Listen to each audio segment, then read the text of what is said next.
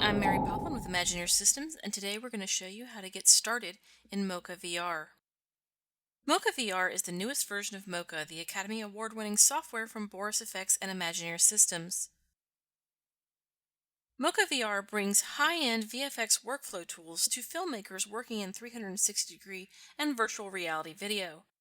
Mocha VR features a native 360-degree optimized workflow for motion tracking, masking, object removal, and stabilization.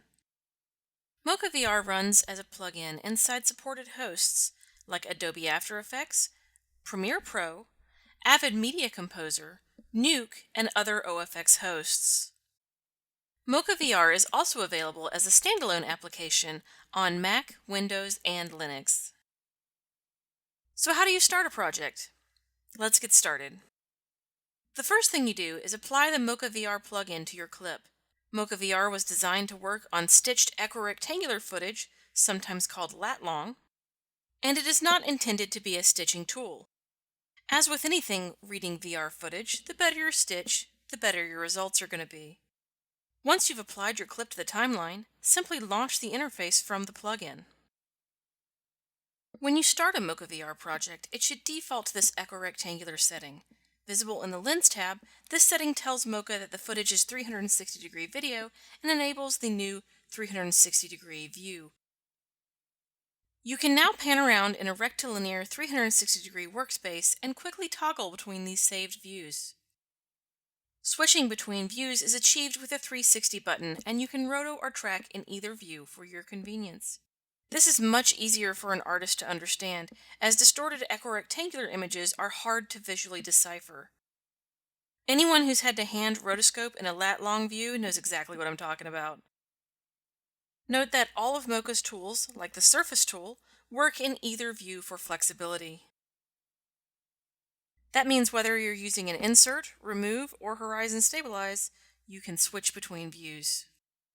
So what if you're not using After Effects? How do you apply the Mocha plugin? Well, since this works in all Adobe software the same way, you can simply drag and drop the effect right on your timeline in Premiere and launch from the interface. In the Effects panel, in Nuke, you can tab to the Mocha VR node, or you can use the side panel. Once you click on the node, you can launch from the effect interface.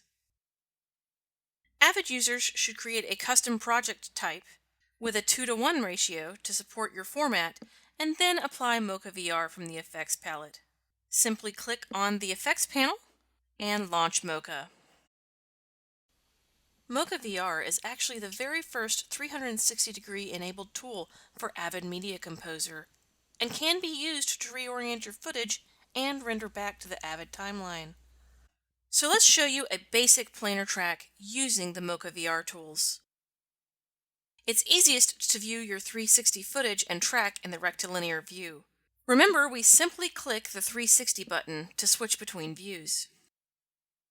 Once in my rectilinear view, I can set the Surface tool and see my tracking placement. I can even insert a graphic in the Insert tab and use a layer from my comp. I can set which layer from my comp is the insert, or I can insert from the file browser.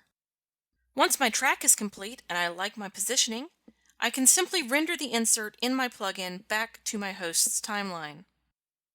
Or, like standalone Mocha, I can export the rendered file.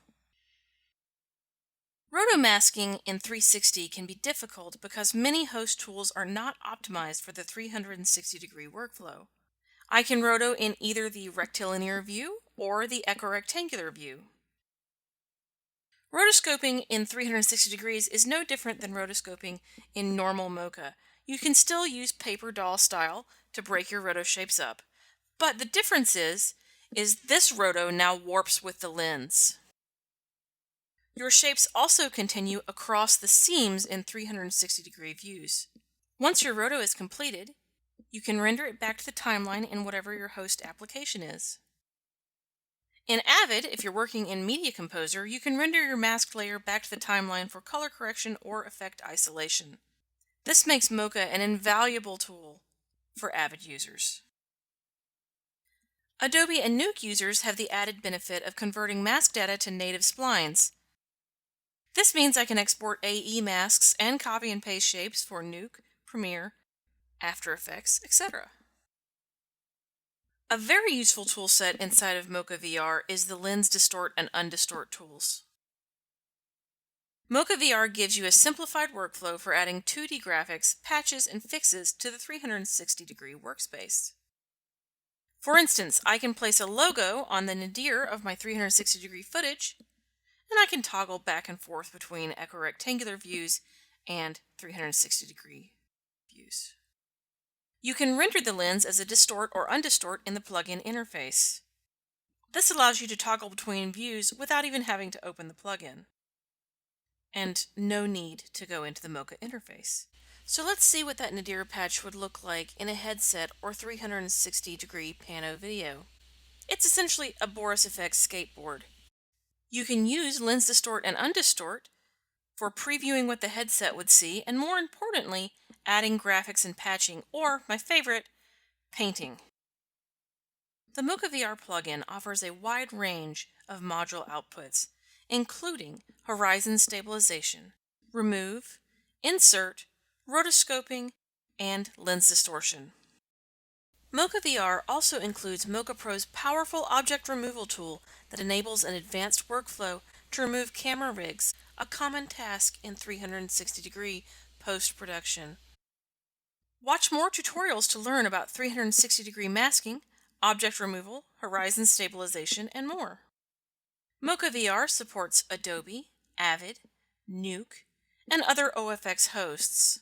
Mocha VR will complement all sorts of 360-degree projects, including documentation and journalism, branded content, immersive and narrative filmmaking, visual effects, online content, and more.